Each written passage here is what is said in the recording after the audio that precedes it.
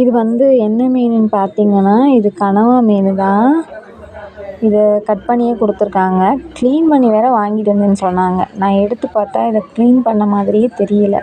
இது ஃபுல்லாமே இந்த கருப்பு கலரில் இருக்கும். மேலே தோல் மாதிரி அதை உரித்து எடுக்கணும். உள்ளே வந்து இந்த மை மாதிரி இருக்கும். அதையும் க்ளீன் பண்ணணும்.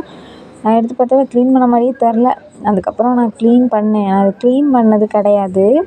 ஃபஸ்ட் டைம் நான் இப்போ தான் கனவா மீனை க்ளீன் பண்ணுறேன். சாப்பிட்ருக்கேன் நிறைய டைமு. ஆனால் இப்போ தான் க்ளீன் பண்ணுறேன். க்ளீன் பண்ணி எடுத்துட்டேன். எனக்கு தெரிஞ்ச அளவு இதை க்ளீன் பண்ணிட்டேன். இதுக்கு உள்ளே வந்து பார்த்தீங்கன்னா ஒரு முள் மாதிரி இருந்துச்சு. ஆனால் முள் கிடையாது. பிளாஸ்டிக்கில் கண்ணாடி மாதிரி இருக்கும்ல, அந்த மாதிரி இருந்துச்சு.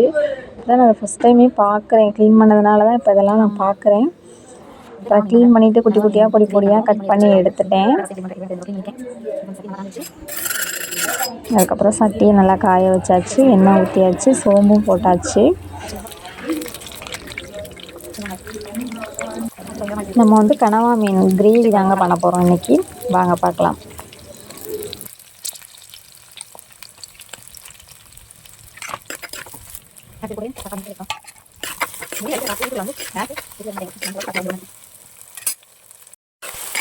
தக்காளி நல்லா வதங்கிடுச்சு.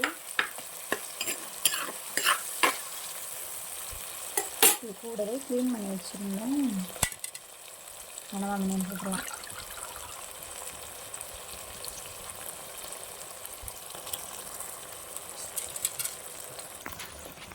நல்லா கிண்டிட்டாச்சு.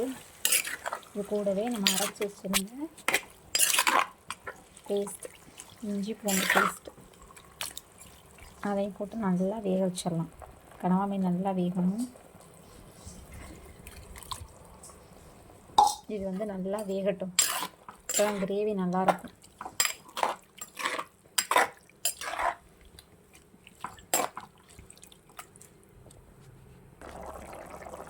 கனவா வெந்துட்டுருக்கு.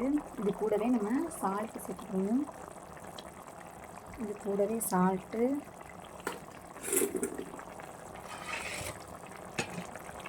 கூட மல்லித்தலை, புதினா கட் பண்ணி வச்சுருந்தோம் சேர்த்துக்கலாம்.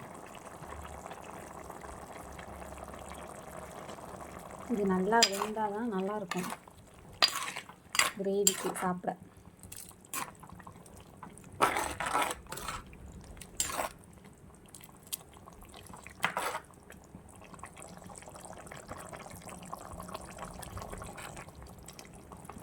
இன்னும் நம்ம மசாலாலாம் எதுவுமே சேர்க்கலை. இது நல்லா வேகட்டும். கொள்ளைய இருந்தால் தான் அந்த கிரேவிக்கு ரசம் அந்த மாதிரி வச்சு சைடிஷாக வச்சு சாப்பிட்லாம். இது கூடவே நம்ம வீட்டில் அரைச்ச மசாலாலாம் சேர்க்கணும். கொஞ்சமாக மிளகாத்தூள்,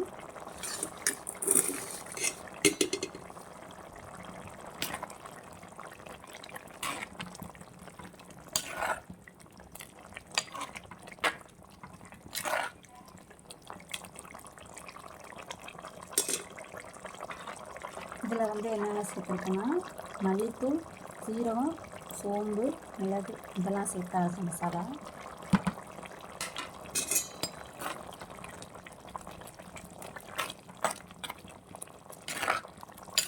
எல்லாத்தையும் போட்டு நல்லா கிளறி விட்டுக்கணும். காரமாக இருக்குது. நான் ரொம்பவும் சுண்ட நாப்பில் கிரேவியெல்லாம் வைக்கலை. இதை ஊற்றி சாப்பிட்ற மாதிரி தான் வச்சுருக்கேன். இது கூடவே நம்ம கடைசியாக வந்து தேங்காய் அரைச்சி வச்சுருந்தேன். அதையும் ஊற்றிக்கலாம்.